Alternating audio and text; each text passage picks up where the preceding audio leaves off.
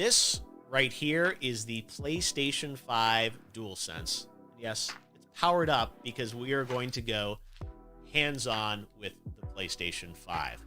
Hey guys, it's Jeff Keighley, and this is a special Summer Game Fest stream. Really a special year for all of us that new consoles are coming out, and a lot of people have wondered what PlayStation 5 is going to play like. A big part of that is the controller and the experience of playing games, especially because this controller is a little different than the traditional DualShock. And I've got that here, my PS4 Pro DualShock. This is a form factor that really has been around since the original PlayStation, in various different forms. There weren't analog sticks back then. But the DualSense introduces a couple new innovations, and having played it here for a couple of hours, I'll kind of summarize those for you before we get into some gameplay. The big things that I've noticed are the adaptive triggers, the L2 and R2. So outside of the game environment, you just kind of pull these down like any controller. But when you're in a game, there's actually the possibility to create tension points or haptics inside of these adaptive triggers. So imagine pulling this down and feeling the pressure from a bow in a bow and arrow, or even in an action game, pulling this down and feeling active reload points, where designers can actually create tension points as you pull this down at certain percentages, and give the player feedback. So I think that's a unique sensation that is going to have a pretty big impact, I think, longer term on gameplay.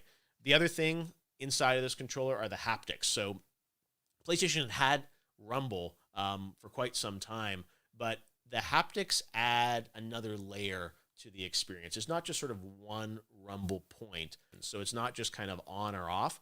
There's the ability to create other sensations. As you'll see in this demo I'm going to show you of Astrobot's Playroom, you'll see what ice feels like, what sand feels like, and different surfaces.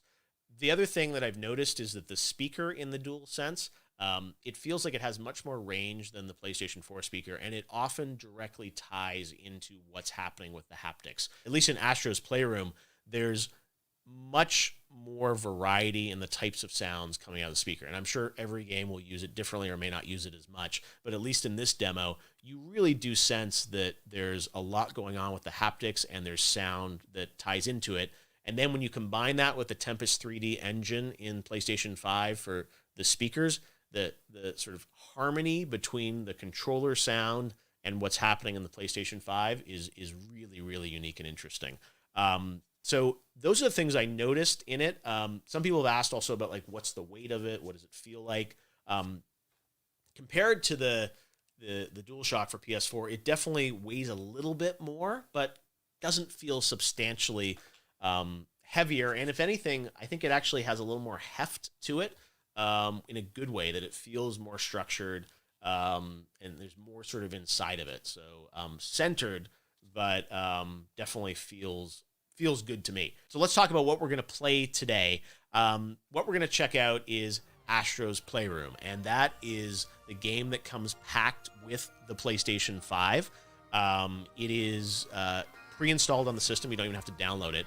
And it's not just like a tutorial demo of 15 minutes. It's a multi-hour game. We're going to get to play one section of it today. And I think the reason we're playing this is because it comes with the system, and it really showcases the controller. So, of course, everyone wants to see what Horizon Forbidden West looks like on the system, and this is a demo that is focused, I think, more on the controller and the haptics and the adaptive triggers versus trying to showcase the power of the SSD or the true graphics horsepower of PS5. So that's all stuff we can look forward to. We've seen those games at the event, and they look spectacular. So that's another aspect of PS5 that I'm sure hopefully we'll get to see more of in the coming weeks. But at least right now, we're going to look at the controller and how that relates to gameplay with Astro's Playroom. So let's call it up here and go hands-on live with PS5. So you can even hear the sound of my bot walking around. So full 6 degrees of motion as always. Looks like I'm going to have to flick up here on the pad to release my bot. And we are in CPU Plaza. The thing about this game, as you will see in this demo, there are a lot of references to the history of PlayStation. So Cooling Springs is the area that is open on Jeff's demo of this game. And we are going to jump in here and just go through this experience with the bot. All right, so we're on the beach here. There are beach balls you can play around with. There are some bots enjoying life, sunning themselves. Bot on vacation here. Should I disrupt them? Let's do it. How rude of me, right? And then we're going to head on over here into this sandstorm created by, I guess, these CPU fans. And again, when you get into this environment, I'm static here, but you hear the crisp sounds of sand coming at you. There's a tension in the controller from going over this sand environment. And then you push further in. Here we are. And look, the rubber ducks are back. Remember the duck demos? PlayStation 3, I think that was. Rubber ducks. All right, so I have this suit, and I'm going to push up on the controller to zip him up. This is the frog suit. And this frog suit shows off the adaptive controllers. So I'm going to move my controller left and right. And these adaptive triggers are really, really cool. And I've never felt something like this before in a console controller. As you push down on the controller, there's tension now in these adaptive triggers, and it's programmable. One thing that I think is really fun about this demo is it makes you think of how these technologies are going to be used in other games. So you think of Ratchet and Clank. I mean, obviously a lot of this gameplay similar in style to a Ratchet game. So you think of all those crazy graphics that we saw on the stream, but with this type of control and this kind of fun. So now we've made it to the frozen pool area of Cooling Springs. And here, we're going to pull down on this. And again, you see this ice, but you hear a storm literally inside of the DualSense, and sort of a small little rumble from the haptics. Little ice shards here. As you go past every ice shard, you hear the little tink of the ice shard. I wonder if, like, if I put this up to the mic, this is not ASMR, this is PSMR. Do you guys hear that? His little footsteps? All this is coming out of the controller. Got a checkpoint here. Now this one, you actually have to blow into the controller. Again, this one, you pull back, just like a bow and arrow almost. And look, I unlocked a PlayStation 3. I have a PlayStation 5. Well, I had a lot of fun playing with the DualSense controller and Astrobot. And I wanted to get a little more information on all things PlayStation. So joining me now is the worldwide head of marketing at PlayStation, Eric Lempel. Eric, how we doing? Hi, Jeff. How are you? I'm doing pretty good. I got to go hands on with PS5, which was a nice surprise this week. I was not expecting it, but you guys are full of surprises for PS5. It looks like. Yeah, and you're one of the first to actually touch the DualSense outside of the company and the developers. I'd love to know what you think. This is a big thing for us. Yeah, no. Again, I'm used to going to a big event and playing with everyone, but the fact that I got it here and got to play it was really special. And I have to say, after watching the event and seeing the games, I was excited. But the gameplay feels like a whole other dimension to the experience with what's happening with the adaptive triggers and the haptics and everything. So it was one of those things that I was playing Astrobot, but imagining all the other games, how that's going to impact the experience. And one thing I'd heard is that demo or version of it, you guys actually shared with developers initially. That's true. So what you played is a part of a title called Astro's Playroom. It was in our show a few weeks ago, and it's installed on every PlayStation 5. So everyone who buys a PlayStation 5 will get this game, and it really shows off a lot of the features of the platform, but really does a great job of showing all the benefits of the DualSense controller.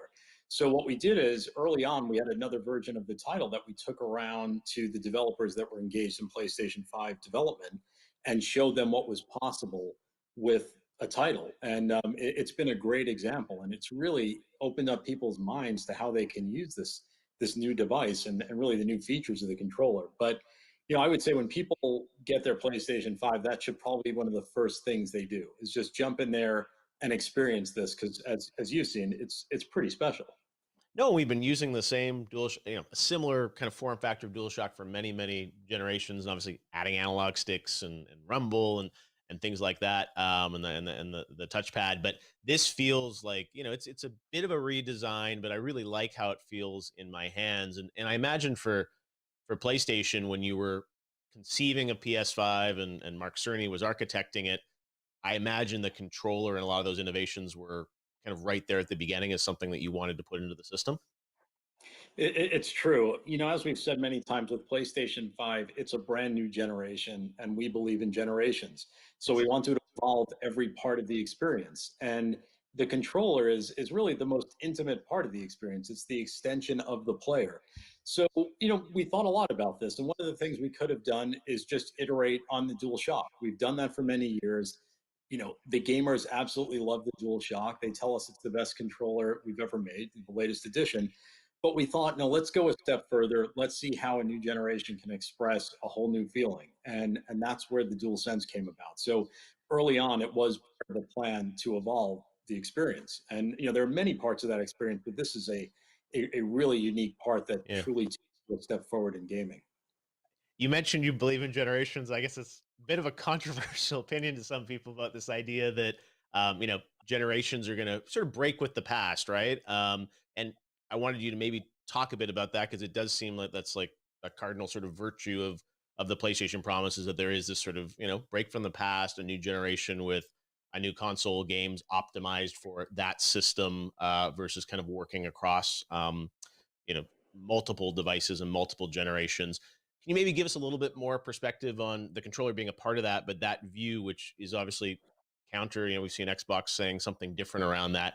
Why is that so important to PlayStation as a principle of the sort of the architecture of PlayStation 5? Well, specifically for us, a big pillar of our company is innovation. It's a pillar of Sony Corporation. It's also a pillar of the PlayStation company. And we are always trying to push the boundaries. We push the boundaries of play. That's what we say internally. We want to excite gamers. We want to deliver new experiences. So as we go into a new piece of hardware, it really has to check the box on a lot of different areas to fulfill those promises. And we a lot of developers about this. We've gone out there, we've talked to people about what they want in a next generation console. And really to do that, you've got to deliver a lot. And I think what's really unique about the DualSense is that it plays into another one of your senses. But we're covering a lot of the senses with PlayStation 5. I mean, first and foremost, I'd say in gaming, for the history of gaming, the first sense is seeing. It's all the visuals, it's the graphics. And naturally, with every generation, the graphics improve. And with PlayStation 5, we're taking a leap forward there. And then there's sound, and we're introducing a new form of 3D audio, which will be really powerful no matter what you're playing, no matter how you're playing. And then the next piece is touch. And touch has been around for a while. We've had force feedback. Of course, we've had different types of force feedback and rumble in the DualShock, but this takes that to a whole new level. Similar to what gamers have expected from other generational chips, this brings it to a whole new place. I mean, it's haptic feedback. It's these adaptive dynamic triggers. I mean, something no one's ever experienced before, and it really brings you closer to the game. And the biggest joy for us is putting this in the hands of developers because developers want to push the technology as far as it can go to tell stories and really bring the gamer into their worlds. And we believe all of these things combined, as well as all the other great PS5 features we spoke about, really lead to a next generation experience. And in many cases, we can't take everybody with us from previous consoles into that experience. You need new hardware, you need new devices to experience what these developers want you to experience. And I imagine, PS4, there'll still be games coming out for it. I mean, it's not like the pipeline stops there, but there's this sort of new set of experiences that will be exclusive to PS5, right?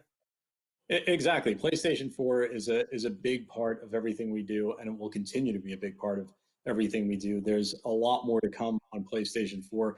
I think most recently we're seeing, some of the greatest titles this generation have released in recent weeks, but that will continue. And again, PlayStation 5 is the next generation product, but again, we've got a lot to come for people on PlayStation 4. Still a ton of life in that product. When I was playing Astros, one of the things that my mind started racing with was thinking of how this is going to apply to a game like Ratchet, because sort of similar gameplay style, but with the audio, the speaker in the DualSense, and the haptics and the adaptive triggers. One feature we haven't talked much about is the SSD and that sort of input output on the device, and how that's going to allow a lot of interesting things. And when I saw the event in June, that Ratchet trailer just blew me away with like jumping between those worlds so quickly. And could you maybe talk a bit about like that feature, which I didn't really, Astro's not a game I think that really is dry, needs the SSD to function the way it is. Can you talk a bit about the SSD and how that's going to impact the experience? Sure, sure. And this ties back nicely to your question about generations, because when you look at a game like Ratchet, and we've talked about a lot of different features today, and as you mentioned, we haven't mentioned SSD.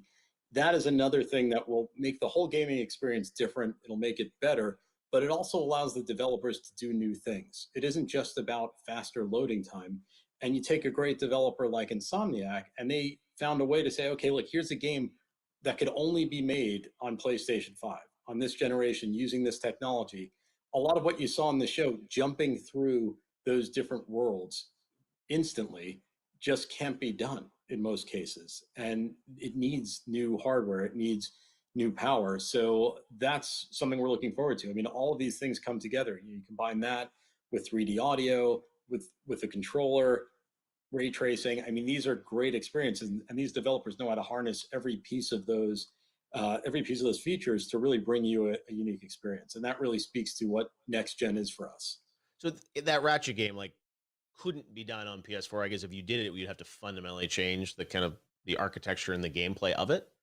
You would have to change it. You would have to change the way the game works. It would be a different experience. According to everything that Insomniac have told us, this hardware allows them to deliver on this vision.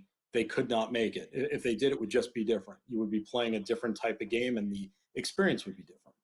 Yeah, no, I have to say, after playing with the controller, DualSense, and the experience, I definitely got a sense of where you're taking things moving forward. And let's talk a bit about that, because you guys had the big event, so many great titles. I think gamers are very excited about PS5. I think we saw even this week there were rumors that pre-orders were happening, and the Twitter lit up. I don't know where these rumors start, but I have to ask you, like, are you about to press the button now for pre-orders? Like, when can we expect to get our PS5?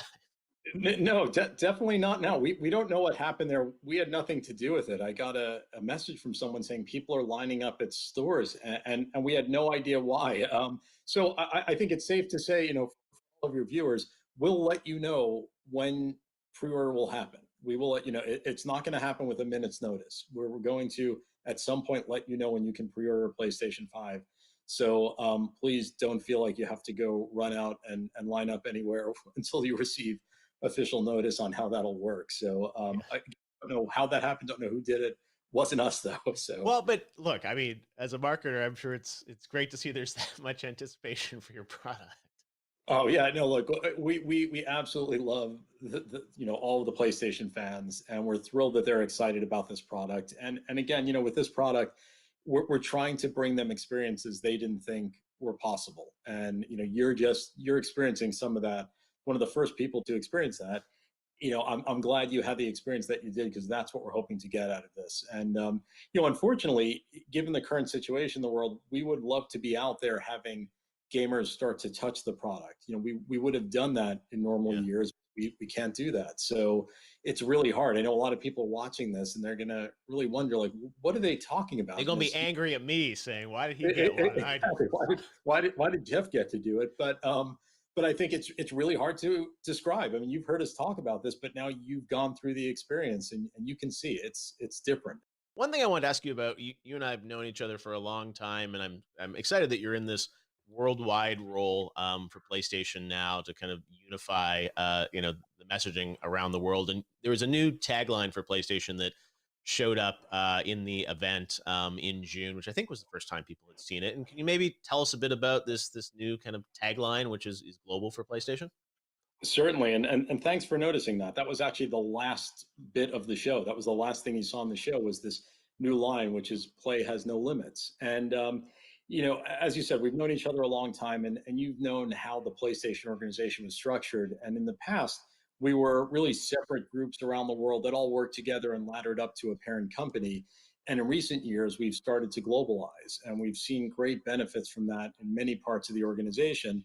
And so another part of this was the marketing piece. And really, if you look at great brands around the world, they all feel similar, or at least to great degree similar. And a part of that is the global brand line. And these lines, if they're good, they stand the test of time and they stick with the brand for a long time. So this was a hard job for the team. We went back and we looked at this and we thought, what what type of line would really satisfy the world and at the same time live up to our ambition as a company, as a brand? And that was play has no limits. That's what we believe. And there's many different ways to interpret it. So I'm going to leave it to all the viewers to interpret it the way they like. But for us, it is really about speaking to innovation and speaking about new experiences that you can have with PlayStation that you never expected. And really, it's how we push ourselves. We don't constrain ourselves. We want to push the limits of gaming all the time. And right up to the end of everything we do, we're constantly pushing to deliver something new, something best in class. And I'm excited about this because I would say, Jeff, you've been around the industry for a very long time. I would challenge you to name all of the PlayStation taglines this past generation around the world. You couldn't, because there were a ton of them. I was And gonna you could, say, I know greatness awaits, but beyond that, yeah, it's like, yeah, I yeah. don't even. So there were a lot of them, that's why we really wanted to get this together. And of course, the line will be Was it for localized the players, I think, or something in the UK, for maybe? the players. Exactly, Yeah, was the line that was used across most parts of Europe, but yeah. there were a lot more than that. So we looked at this and we said, no, let's get one line that solidifies the brand. Also, look and feel of the brand is changing slightly. You saw some of that during the event a few weeks ago, and that will also be global. So we'll be a very strong global brand. Well, again, there's a lot of love for PlayStation and what you guys have teased us with PS5 this year. I think it's been such an interesting rollout of you never know when something's going to pop up on Twitter, or the box art itself was sort of like trending when you put out the Miles box. So who knows what's next? I can't let you go without everyone online wants to know about, like, are we going to get other colors of controllers or consoles? I imagine for launch it's like hard enough to get one out, but is that on the roadmap? We'll talk about it at some point. Right Okay. now, it's, as you mentioned, it's a hard enough job to get the the unit that we've showed out. So, Yes. but we'll talk about it at some point. All right. Well, we know there'll be two of them, the all digital one as well, coming out, and we are excited Yep. to see what's in store for PlayStation. I'm sure there are more surprises, but yeah, it's an exciting year for the industry that these new consoles are coming out. I never thought there'd be a console launch in the middle of this. I would never think my first hands on would be in my own place with a PS5 controller, but I'll take it. And they quickly took it away, so I don't even have it anymore. So we will check it out again, hopefully this holiday season. Eric Lempel, great to have you with us, and thanks for giving us a little bit of hope and excitement this year about PS5. I think it's all something we need, and we look forward to playing it later this year. Thanks, Jeff. It was great speaking with you as always.